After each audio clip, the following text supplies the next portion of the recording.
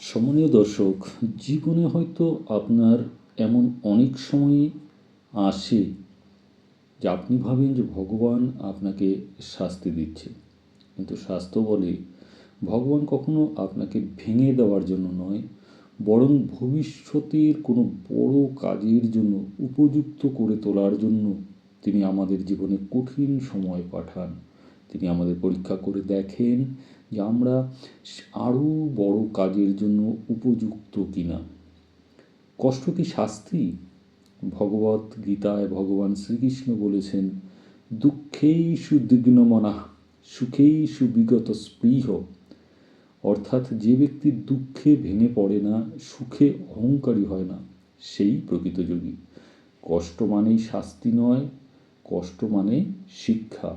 ভগবান কাকে বেশি পরীক্ষা নেন আপনি কি জানেন? সবচেয়ে বেশি ঝড় আঘাত করে উঁচু পাহাড়ে, সবচেয়ে বেশি বাতাস লাগে শক্ত কোনো গাছের গায়ে। তাই ভগবান দুর্বলদের নয়, ভগবান শক্ত হতে চলা আত্মাদেরই বেশি পরখ করেন।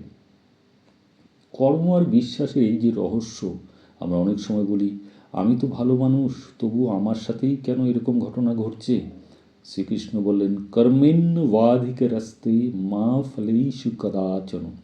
অর্থাৎ আপনার অধিকার শুধু কর্মে, ফলদাতা কিন্তু ভগবান।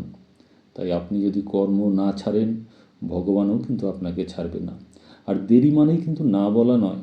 ভগবান তিনভাবে উত্তর দেন, কখনো হ্যাঁ, কখনো না, কখনো এখন নয়, একটু অপেক্ষা করো।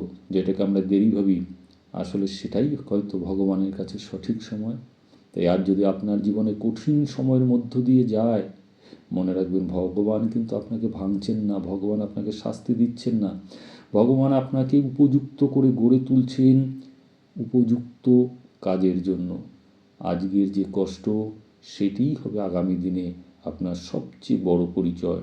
তাই বিশ্বাস রাখুন ঈশ্বরের ওপর, কারণ ভগবানের পরিকল্পনা আমাদের ভয়ের থেকেও অনেক অনেক বড়।